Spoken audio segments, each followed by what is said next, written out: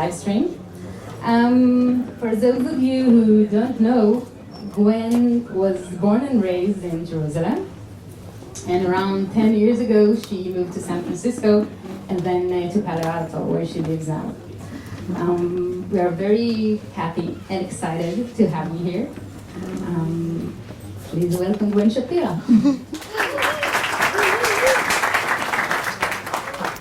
Super exciting to be here. Tons of people, and I kind of feel like I know all of you. I talk to so many people, Israelis, and about your clusters and microservices and all the issues. So I feel like I know. I definitely feel like home when I'm speaking in Israel. Virtual attendees, so maybe I know their clusters as well. Who knows? Oh, microphone. Whoops. Okay. So I have a co-presenter. Last time I gave this presentation, I had this small stuffed animal as a co-presenter. It went very well. We're all software engineers here. If it works, you don't change anything. So I brought him along with me to Israel. He survived the flight very well. So streaming all things as a way to do data integration. We talked about, Vladi talked about using Kafka to break apart the monolith. That's one fantastic Kafka use case. I'm going to talk about how to use Kafka and stream processing tools to solve data integration problems. And you'll see that at the end, it actually connects nicely to microservices. I'm going to present a bunch of patterns, at least 3, and then there is a bonus one if we have time. My clicker. So a bit about me. I work for Confluent, which is a company that started by the people from LinkedIn who wrote Apache Kafka. I work as a product manager now, but I used to actually do real work. I was an engineer. I'm a committer on Apache Kafka. So hopefully you will believe me that when I talk about those patterns, it's things that I implemented before and are actually useful, and I'm not acting as like a marketing person here. Sometimes I do, but not right now. So let's go a bit to the past, maybe 20 years ago when I started my career. I was a DBA, and I did a bunch of data engineering. And back then, it was not called data engineering, but whatever, on Oracle Data Warehouse. And 90% of the job, if anyone here still does it, it's all about getting the data model right, and getting the correct dimensions, and the correct tables, and the right indexes, and convincing everyone in the company to not make too many changes because you already optimized and tested everything. And then some data doesn't really fit in, and you try to convince people that they don't actually need this data because it doesn't fit, and it's going to be a huge headache to get it in. And if they really need it, well, maybe you can get it to them like 3 months from now. So there were a lot of issues. The model worked really well in terms of scale, actually. I mean, people complain about it, but data warehouses scaled fairly well. But in terms of ability to respond to business demands and ability to integrate new data sources, there were some issues with this whole thing. And then the pendulum kind of swung widely when Hadoop arrived. And Hadoop kind of has the complete opposite approach, right? If data warehouse is all about getting the model absolutely correct, Hadoop is like, oh, who needs a data model? We'll just dump all the data into one big data lake, hub, swamp, whatever you choose to call it, and we'll figure it out later. So obviously it means that now you actually have all the data and you don't have to fight with anyone in order to get your data in there. On the flip side, it turns out that getting data out and getting the insights out of this database turns out to be a lot harder than people expected. It's like, hey, if we'll have all the data, we'll be able to get those amazing insights. And it turns out that, first of all, writing data only happens once, but there's a lot of you have to read it quite a few times. So the trade-off of let's make writing easier, but reading harder was not necessarily the correct trade-off. And there were new issues with this model. What we're seeing now is that people move from the data lake model to data streams model, where a lot of the processing happens in real time. And the problem with this is that the nice thing is that it's in real time. You just get the insights faster. And we did learn a lot of things from the experiments with data lakes. So there is data models, as Vlad explained, and there is schemas. And you can even make the schemas evolve them a lot better than we did in data warehouses, where you had to go back and modify terabytes of data every time someone needed a new column. On the other hand, because it's kind of new, we are lacking in tons of knowledge in how to make it work. and we're lacking in tooling. So in my day job, I'm trying to do things about the tooling, but when I speak, I try to help with the design patterns and the ideas around how to do it, because a lot of people think that stream processing is much harder than processing data in batches and running a report. There is no reason for it to be harder, except that there is 30, 40 years worth of tools on how to write reports on a database, and nothing like that for data on Kafka. So this is slightly work in progress. But there's other changes that kind of happened as the years progressed. And one of these changes we noticed is that when it was data in data warehouses, there were people whose job it was to actually do data integration. We had ETL engineers, they used Informatica, they used DataStage, maybe slightly newer tools like Talend. But their entire job was to make sure you have the data in the way you want it in a very efficient to query manner. And people still need to do it. People still need to do data models and data engineering. But now they're no longer ETL engineers. So now like software engineers, maybe sometimes data scientists. I talked to Demi here, and we talked about Google's ETL tool. And I don't even remember what it's called, but he was like, oh, my data scientist really loved it. And I'm like, well, I guess data scientists do ETL now. It used to be its own job. Now whoever needs the data suddenly becomes an ETL engineer. But this is part of a slightly bigger trend. I don't know if it happens in Israel. This is definitely true in Silicon Valley. When I started my career 20 years ago, I had a lot of people in our organization. I worked with QA engineers, and I worked with DBAs, and I worked with sysadmins and network admins and storage admins and security admins. All kinds of people were kind of my colleagues and coworkers.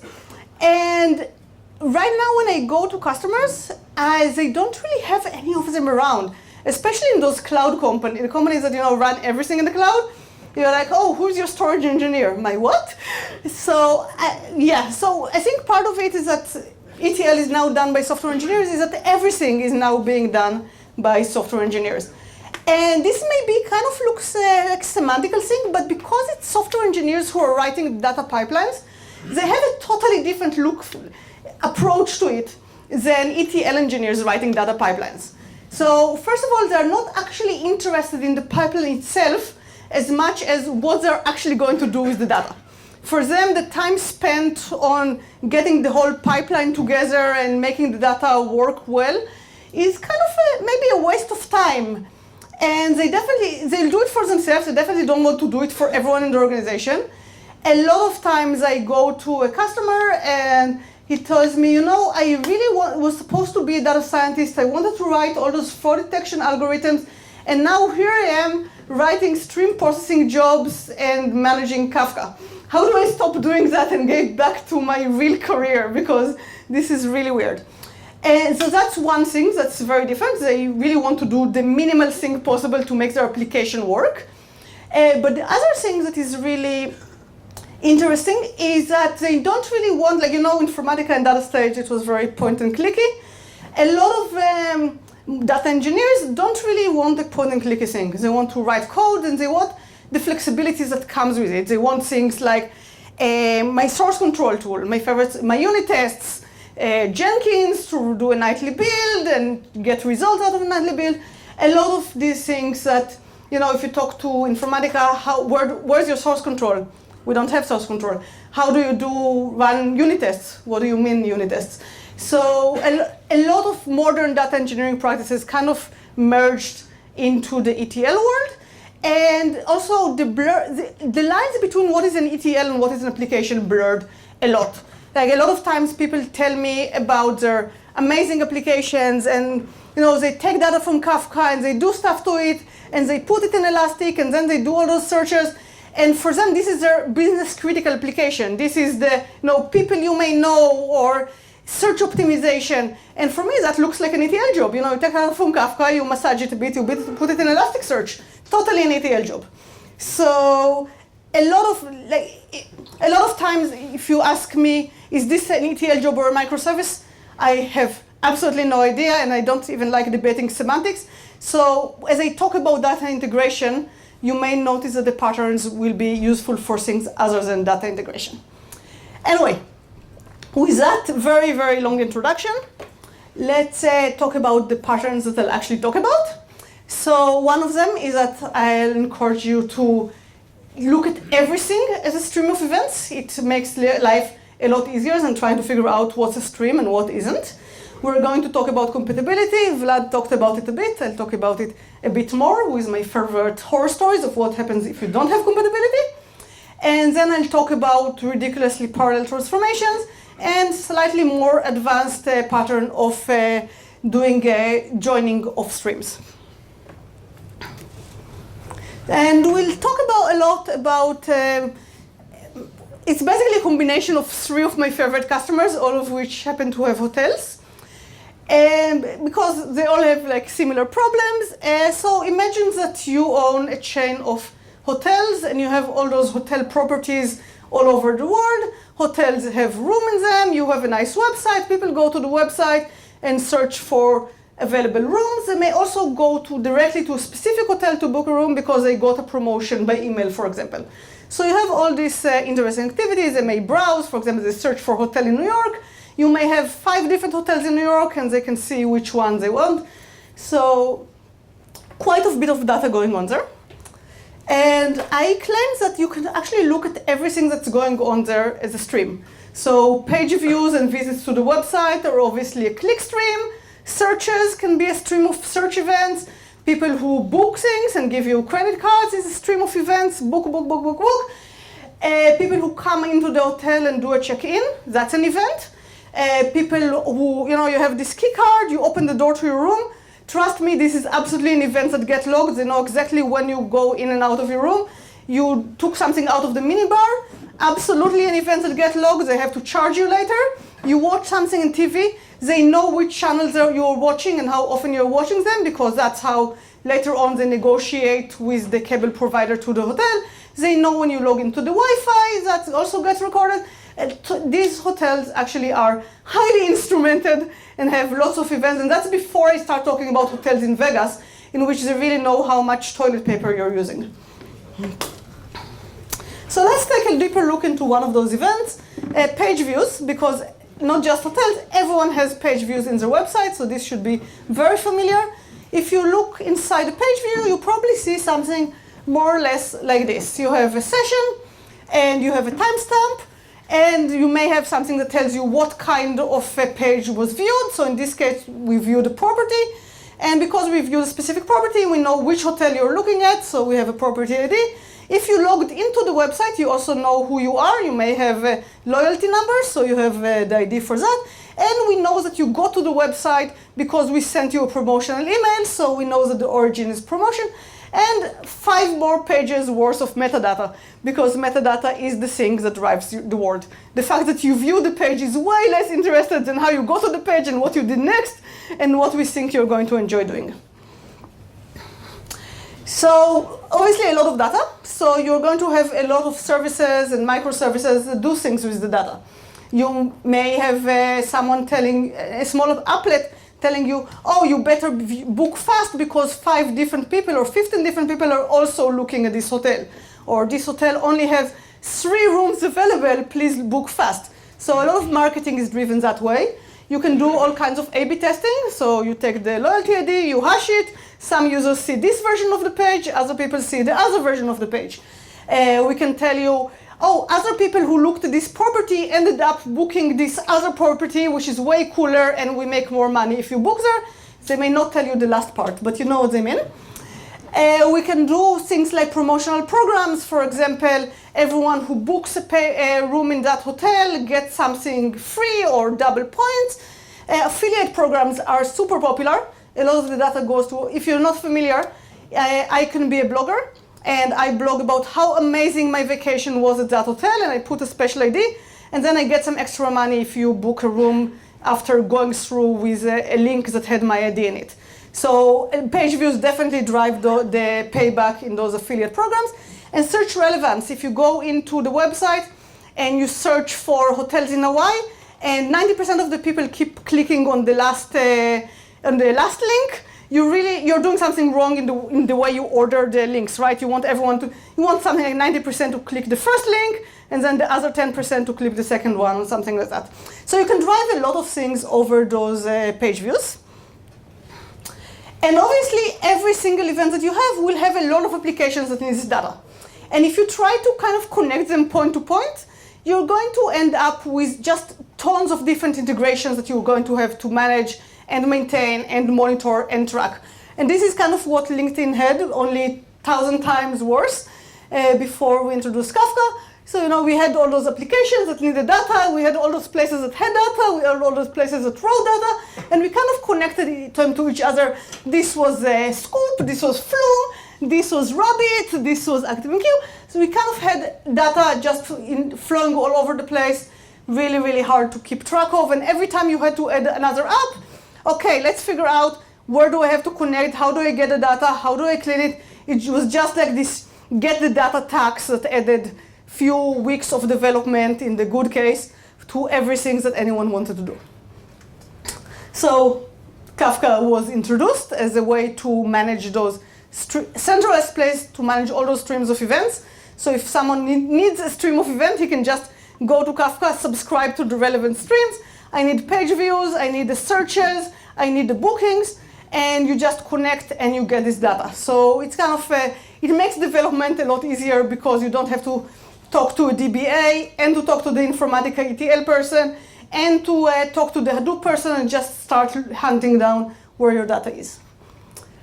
The reason Kafka is a good place to store stream of events is that it was written as an immutable log. Basically, it was written to write, it was optimized for writing events one after another and storing them for a set amount of time. I'm guessing, is there anyone here that needs explanation about how Kafka works? Because that's the traditional place to do it. If anyone wants an explanation here, raise your hand and I'll totally do it.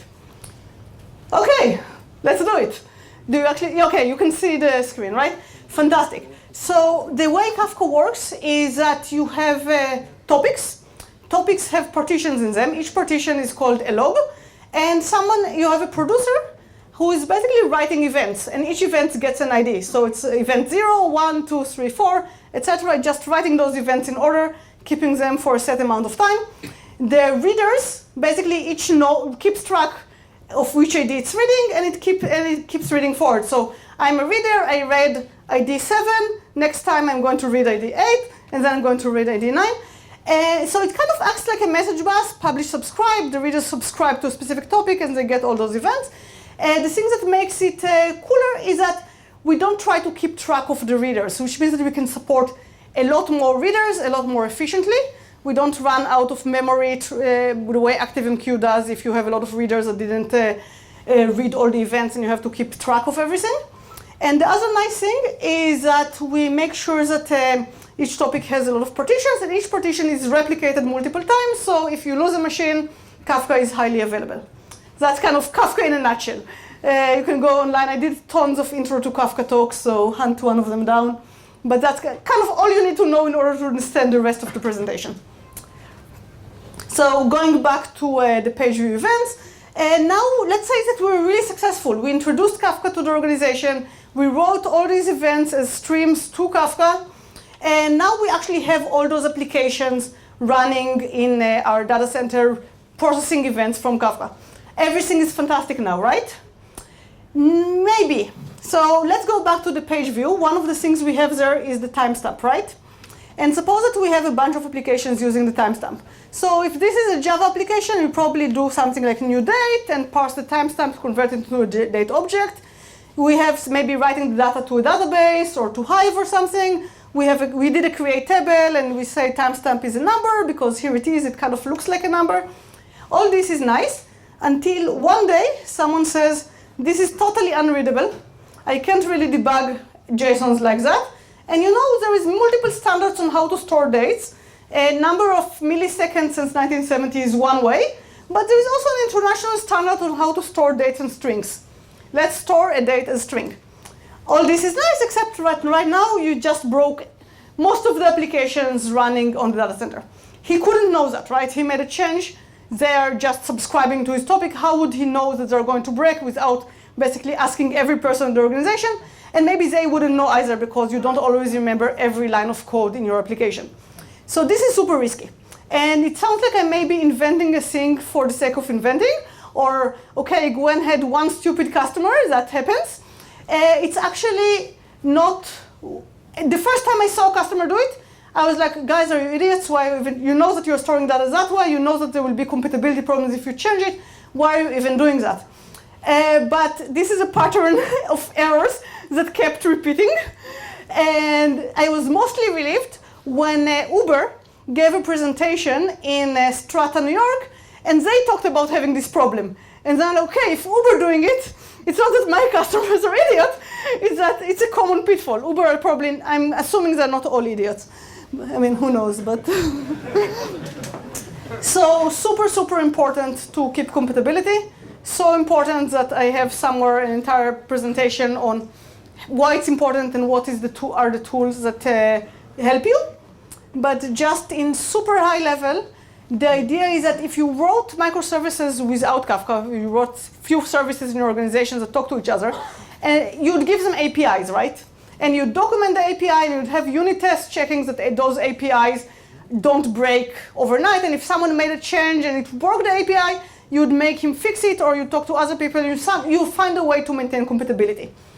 And schemas are kind of like APIs for the events. These are the contract that producer says, this is what the data is going to look like, and everyone is like, oh yeah, this is what the data is going to look like, that's how you're going to parse events. So you have to treat them with the same level of respect. You have to have some kind of an automated test to make sure that breaking changes don't get in. You can't just count on the goodwill of people not breaking things. So the way we try to do it is by introducing schemas throughout the chain of development. I'm kind of making assumptions here that you have a development environment, and then you do some changes and you commit it to Git, and maybe, if it's not Git, it's something, and then you have some kind of CI environment where every commit gets tested, you trigger a bunch of unit tests, and then maybe it gets deployed in a test environment where something happens, and after a while it gets deployed to production. The sooner you can test and verify your schema that things did not break, absolutely the better off you are. Because if you have a way to do a Maven build, Maven install, and it will give you an error, you discover it while you're developing, it will be super easy for you to catch a change.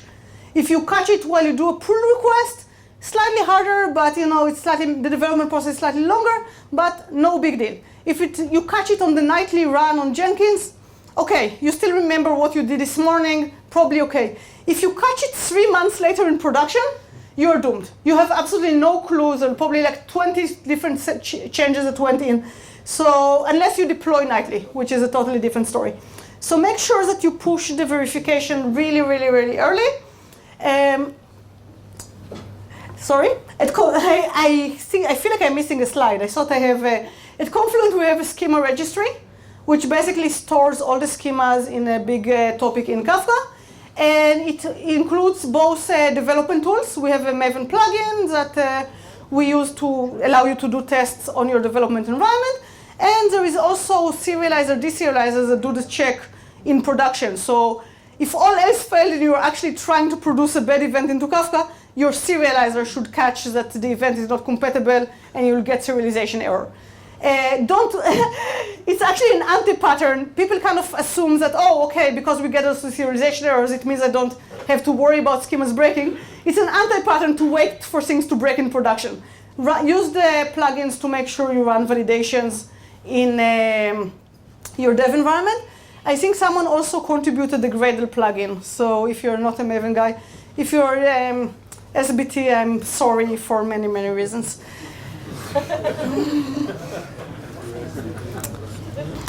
Okay, the other thing that may happen is that your data is actually compatible, you're very happy with your schema, but not everyone is necessarily allowed to view the data the way it was originally created. Very, very common, you have credit cards, but you're not actually allowed to store the credit cards. So you need to have some kind of lightweight processing that will allow you to maybe get rid of a field that you don't really need, maybe get rid of some of the events that you're not allowed to store, maybe just replace the credit card with a bunch of junk, maybe do some routing, maybe some events go to one topic, some events go to another topic. You can do there's a lot of things, pretty cool stuff, that you can do without any state.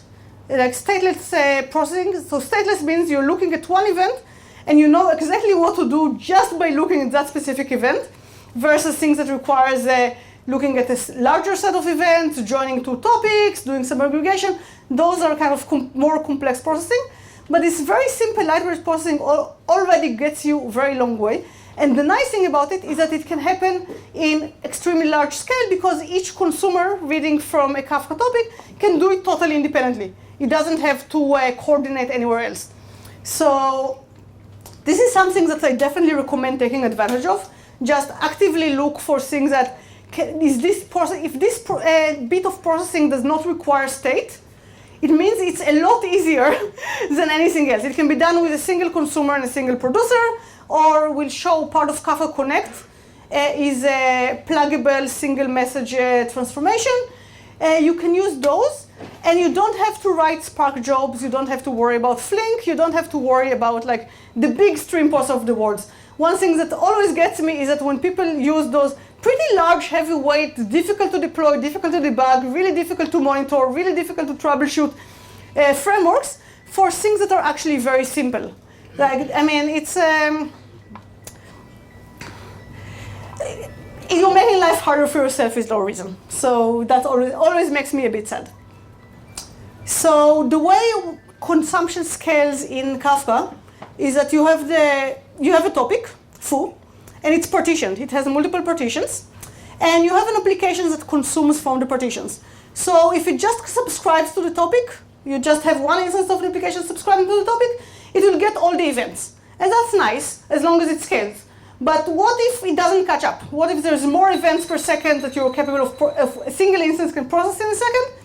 In this case, you're going to have to add additional instances to the consumer group, and each one of them will get a subset. So you can have one consumer per partition, and it happens automatically. The moment you add a new consumer with the same group ID, it will subscribing to the same topic, it will just get its own partition, and it will start processing, and Kafka will take care of all the coordination for you, which is a pretty cool pattern, and which is something that if you have state, you cannot really do. Because if you have state, you have to worry, well, where do I store, what if my instance goes down, for example? What do I do with all my state? Did I manage to write it? If I start up, do I have and you're doing a running average, do I have all the average until now so I can keep on computing it? It gets a lot more complicated. But if you only look at a single event at a time, Kafka's automated processing actually takes care of everything for you. And we kind of call it hipster stream processing, right? If you have a simple problem, you can solve it in a simple way. Hipsters, for those of you who don't know, in San Francisco we have quite a few of them. They love simplicity. And they have those fixie bikes, which is like a real bike, only with only a single chainring and no brakes. And then, no, it has a fixed wheel. So if you stop pedaling, the wheels stop moving, which is kind of weird. And this is fantastic because it's super simple, very easy to maintain, never breaks pretty much. Literally, because it doesn't have brakes. It's all good and well, except San Francisco has this thing, it's kind of a hilly town. And the moment you run into a single hill, you kind of figure out, they actually invented those gears for a reason. They invented it to make it easier to pedal uphill. And then brakes were also invented for a reason. If you go downhill and then there is a kind of a car crossing the road. Anyway, some things are complex for a good reason. Some things are not. So if you're solving an easy problem, consumer plus producers is a fantastic stream processor. On the other hand, if you're solving something that actually has state, like joins, consider it a hill and don't try to implement joins yourself. I'll get into why in a second. So again, we have Kafka Connect for, that's consumer plus producers, but if there's another data store, you can make it even easier, but using Kafka Connect, which is just plugins that are pre-existing and allow integrating data with existing systems. Always the easiest code and the most reliable code is the one that you never had to write. So consider taking advantage of pre-existing things. You can see that there is a lot of them pre-existing. Confluent wrote a very small subset. It's mostly the community. You need me to? Yes. Give me. Can you make it shut up? Thank you. Okay, so let's go a bit into how it works. Actually, now you'll see that behind. For you, it's simple because it's all pluggable. It's not actually that simple. The idea is that you install Connect workers, and you have this REST API that allows you to give them commands. So suppose you say, please get me data from Elasticsearch, for instance, or something like that. And it will get me data from a log. You'll basically send a command, and it will start a log connector. The connector doesn't actually get you any of the data. It only figures out how many logs you have on how many machines and how is it parallelized. And then, so it queries the list of logs or the data source and tells you how many of them. And then it starts all this bunch of tasks and starts reading data for you. And then you start getting data. If one of those Connect machines crashes, the task that we're running in it, using Kafka's, we talked about how consumers automatically balance. The connector tasks use exactly the same protocol to also balance. So the task will just move over by itself. By the way, doing this animation was much harder than writing a connector. PowerPoint kind of is way more complicated than Kafka, in my opinion. So you can basically take, one way to be simple is to just do simple things, consumer and producer. The other way to be simple is to take advantage of stuff that other people wrote and enjoy the fact that you don't have to worry about how do I manage configuration in this distributed system, how do I manage high availability, what if something crashes, how do I know where to start? Just count on something pre-existing to do everything for you. So let's go back to the hotel. And suppose that I just got a software engineer working for a line of business. I got a call from a marketing manager and says, I want to do a promotion. Let's say that if a platinum member is looking on the website at kind of beach properties, we really want to try to convince them to go to this new property we have in Hawaii. So please make sure that they're getting an email. If they're just browsing, make sure they're getting this email about this property in Hawaii, and maybe we'll have more people go there. Sounds fantastic, should be fairly easy. This is, by the way, a more or less real story from one of my clients. And in order to do it, I needed the page view event. But the stuff that's on my page view event is not enough, right? Because I have this loyalty ID and I have a property ID, but what I really need is to know whether or not it's a platinum customer and if it's on a beach. So I need to do some data enrichment. And what we first came up with is that we read events from Kafka. And of course, each page view is enough to kind of know some data. So we're like, okay, let's be hipster about it. Let's get data from Kafka. Let's enrich it with all the events. Use those is beach and is platinum to know whether or not we need to send an email. Write the decision to Elastic because someone will definitely want to know who we sent email to and who we didn't. And then produce an event to another topic that we know is going to cause another application that already exists. We already have an app that sends email to users, obviously. Who doesn't? So basically, it seems like a very straightforward workflow, right? The problem was how do we enrich? It was our first attempt was to do a query to a database. Actually, it wasn't really a database because we're not allowed to query the database directly. It was send a REST request to a REST service that queries the database and then gives us back the response. And so this was attempt number one. It wasn't bad, but it had few issues. First of all, we have a lot of clicks going on, a lot of page views, and we had to enrich every single one of them. And the database was not necessarily built to handle that workload. Even if it had capacity, obviously when you start adding 100,000 requests per second to a database, someone in the company is going to ask questions like, what the hell do you think you're doing? That was the first problem. The second is that sometimes the REST service that we used didn't send us any response. Or we got an error. And now what do? We just keep retrying while everything backs up behind us. That was slightly, it wasn't ideal. So we're like, okay, we have to do something about this enrich step because nobody is really happy with the way it works right now. And yeah, the normal problems, right? Latency, throughput, availability, all of that. But note that what we really want to do is to join a stream of events, right? All those clicks that we have going on with a table that tells us what is the, for each user ID, give us whether or not it's a platinum user or not. So we're basically trying to create a join, and our first attempt is to do what is basically a nested loop join, for those of you who know it. Like for every event, you do a lookup. That's called nested loop. Not very efficient. So we're basically looking at a different way to implement this stream table join. And we figured out that what we really need, every time you have latency and throughput problems between two services, the first thing you always do is add a cache, right? Everyone knows that this is, if you're a software engineer, this is the only pattern you really need to know. So we decided we needed this cache, but this is really a trap, right? The trap in adding a cache is that caches get stale. Like at some point, you know that you're using all data. So you need to refresh the cache from the database every once in a while. How often do you do it? Well, if you do it too often, the DBA will yell at you again. If you do it too infrequently, well, the business will yell at you because you're not actually sending the correct emails to the correct people because you're using stale data. What we really want is to update the cache every time something changes in the database, right? We may be tempted to go to the DBA and tell him, hey, we need kind of a trigger, so every time something happens in the database, we'll get something in the cache. Never going to happen. If you have any success doing that, we need to talk. That has been not been my experience that anyone is ever happy adding triggers to the database. So we turned to, basically, I think the least utilized trick that people don't do it nearly enough.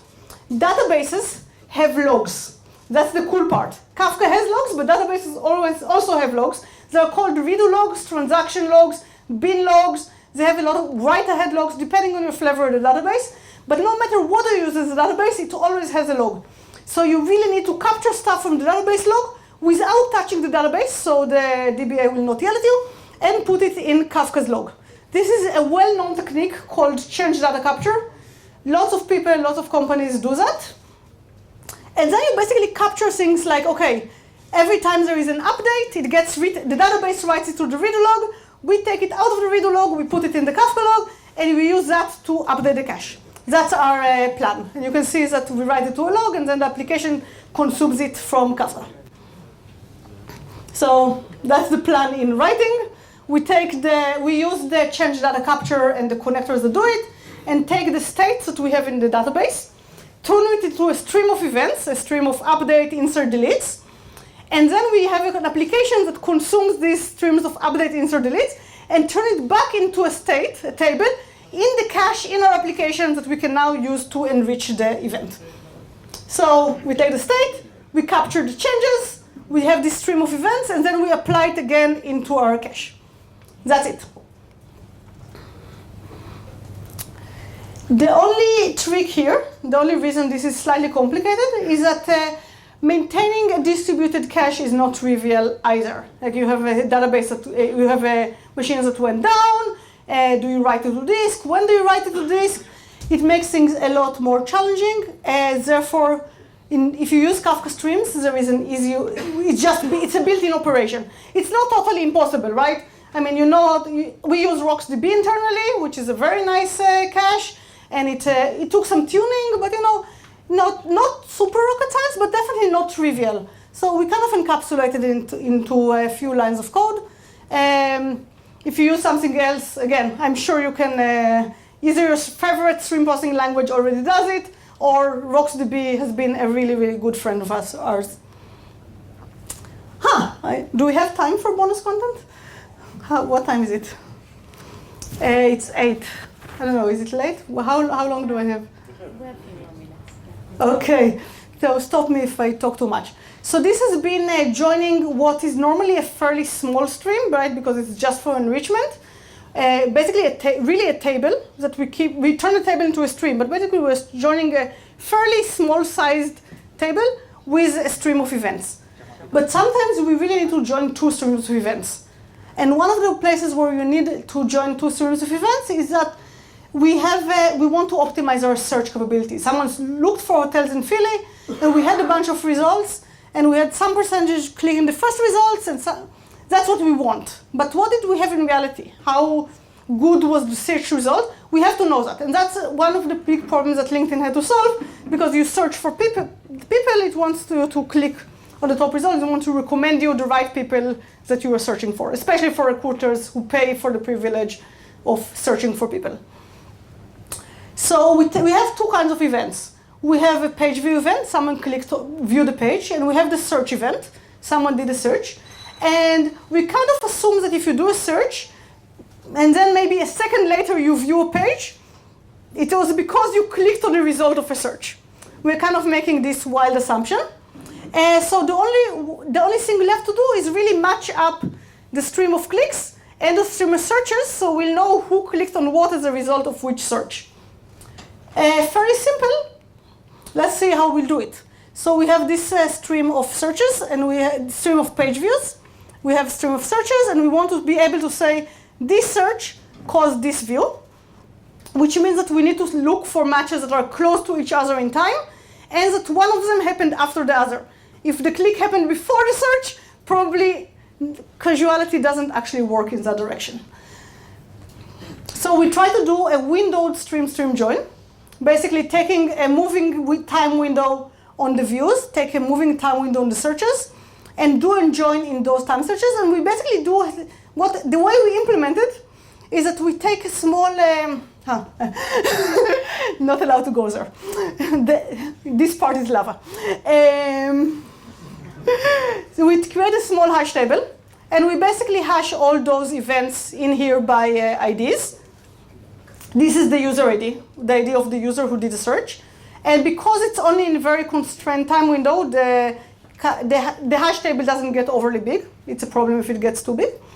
And then we also do hash the IDs from the page view, and then we can see which event matched with which event. We basically use, it's a hash join when the hash window is moving over time, if you're familiar with hash joins. The things to keep in mind is that because we're joining on IDs, we need all the IDs of the same user to basically be available on the same, on two matching partitions. So we need to make sure that this is the partition key. If you partition events in Kafka, you need to make sure that the user ID is the partition key in this table and in the other table.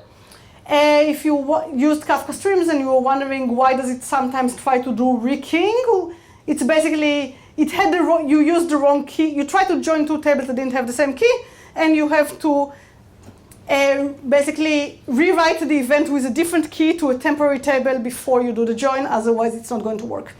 In this case, we had the data already prepared, so we can do our join. And as time goes by, you keep moving the join window forward and keep updating this smallish hash table, and then we can just keep generating the results, or that every time you try to do an insert to the hash table from views and it matches up with a search, you say, hey, success, and you write the results to another stream, in which case we can then do analytics. So one thing to note is that because we're joining based on time, we have a time window that keeps moving, it's really important to join based on the times that the event happened, when the user did a click, when the user did a search, and not necessarily the time when the event made it to Kafka, and definitely not in the time where we actually try to process the event, because note that when I'm doing testing, for example, I may try processing those events a week after someone did the original search, right? I'll just try my application out on all data. That's kind of normal. So you definitely want to capture and record either the time the user actually did something, just capture it from his browser, or more likely in your web application when it creates an event, it will put the timestamp in the event. Or if you don't do that, Kafka producer of a new version will automatically put a timestamp of which you try to produce something into event. That's not as good as time here, but not that bad. The time Kafka got the event is if the producer didn't do it, Kafka will do it for you when the event arrived. Usually not that bad either, but doing it when you're actually consuming the event, that's terrible, because you can always go back and consume very old events, and you need to do the join as if they happened in the original time. So keep that in mind. And then this also helps you when, for example, someone did a search from his mobile device, but he immediately went offline or ran out of battery. And then when he reported all the events from his mobile device, 3 hours later when he came back, you still need to be able to do the correct join. So having timestamps from his mobile device and not from Kafka is going to become pretty important. So again, something that Kafka and Kafka Streams kind of do it automatically for you. The same way you did join of table to a stream, you can also do join of stream to stream, and you just have to give it a time window.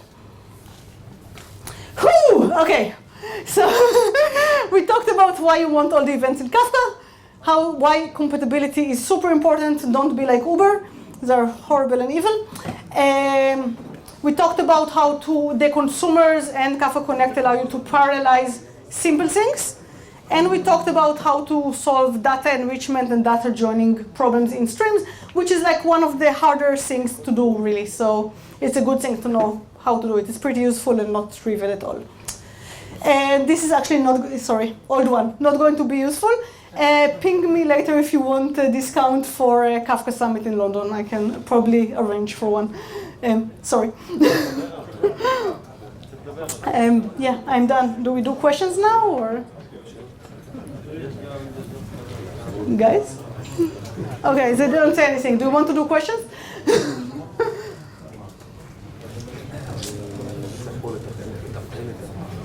Yes. Hi. Today, everyone is going Kafka. Kafka is becoming like the de facto way to do PubSub. And one of the problems that arises quite often is that messages get too large to be produced into Kafka. Yes. And this is a problem that we've been seeing. And I was wondering if there's like a common pattern that you can recommend, because you know the intuitive way is just to take the data, split it up into like smaller chunks, yes, and then concatenate it on the other side. Yes. Difficult. Is there anything? Or yes. Okay. Let's talk about it. The question was, what do you do with messages that are too large to fit into Kafka? So first of all, it kind of depends on how large is too large. Kafka's default max message size is 1 megabyte. People have been pushing it up to, say, 10 or even 50 megabytes.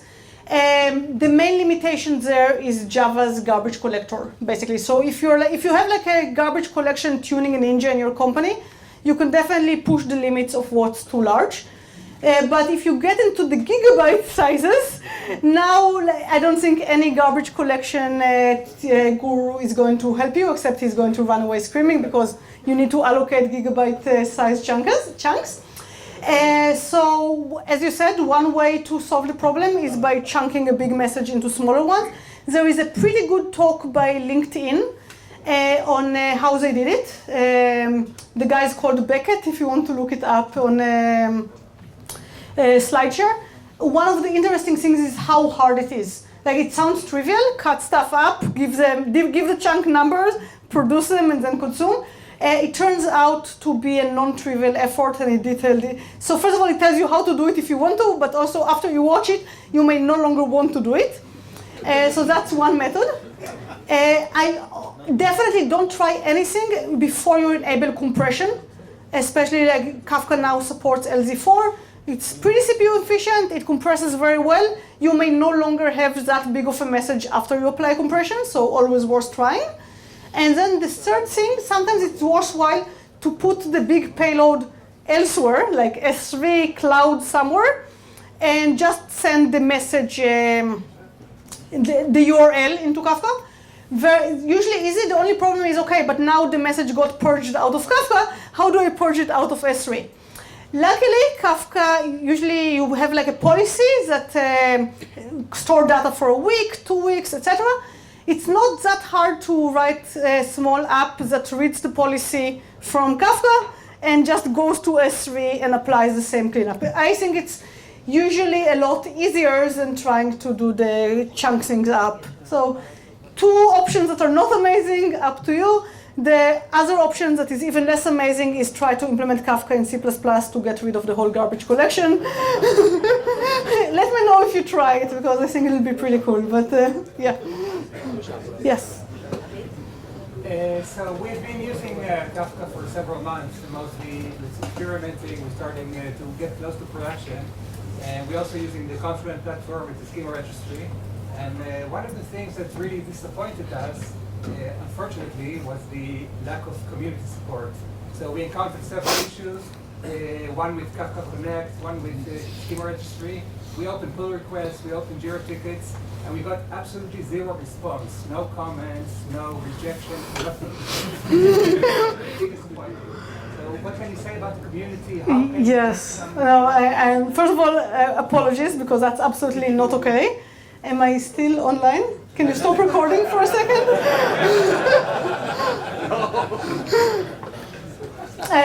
Okay, let me try to say it diplomatically since I'm on the record. Confluent is a startup. As you noticed, we are doing quite a few things. We have a wide range of products in our platform. We're hiring engineers, but we're not doing it quite as fast as we wish we did, which means that some of our products are under plain manpower constraints. The engineers themselves feel bad about not reviewing things in the community in a timely manner, but they don't necessarily have the time to do it. Especially for schema registry, it's especially true. We're still trying to give it internal ownership. For Connect, it should be getting significantly better. There is now a pretty significant team working on it. So if Connect things are getting ignored, we can a little nagging will probably get some attention. With the schema registry, it's unfortunately a lot harder, but stay tuned. We still love the schema registry and care for it, and we're trying to solve this problem. It's absolutely just a startup growing rapidly and things falling. And apologies. I agree. Community is important to us, so we are sad that we don't always do it justice the way we want to. Yes. Another question about best practices this time with respect to failure. If you could elaborate on how you handle failure in a stream processing scenario, like quarantine or dead letter queues, whatever. And if you could address it in the hipster approach or the Kafka stream approach. Okay, so I know that in Kafka streams, it was really, really, really hard for a bunch of reasons. One of them was that some errors, especially in the serializers, there was just absolutely no good way to handle them. If you look at the latest release, I believe that we built in automatic dead letter queue. So you can just specify that, hey, if you cannot serialize something, put it in that topic and continue on. And you can have those policies skip or dead letter or keep retrying, so you can actually do a bit more with configuration. If you do things in the hipster way, I guess it's slightly more up to you, but those are still the approaches, right? You have a bad event. It's a type of error that you think retrying will work. For example, if you try to hydrate from a service and the service is not available, you have a good way of knowing I'm going to retry, and you may have a retry queue. A few of the options are have multiple retry queues, retry 1, retry 2, retry 3, and they go away. So you can play around with it. That's, I don't know if it's an official best practice, but it's definitely a fairly common practice, just having multiple retry queues, having a dead letter queue for things that make absolutely no sense to retry, and just skipping events, because some stream processing things, skipping an event is not a big deal for them, or just keep a counter of how many events were skipped and stop the app after 10 skips happen, so you wouldn't just skip an entire thing due to a bug. That's it, more or less. Okay, I think it's a good time to stop. What do you think? Yes, okay. Okay, thank you. אני רק רוצה להגיד תודה אחרונה לאורי דונר שיושב כאן ומפיק את הלייבסטרים. הוא בעצם האורגנייזר ביחד עם ולאדי ואיתי ועם נמרוד של המיטאפ, אבל אין ספק שהוא עובד ימים ולילות.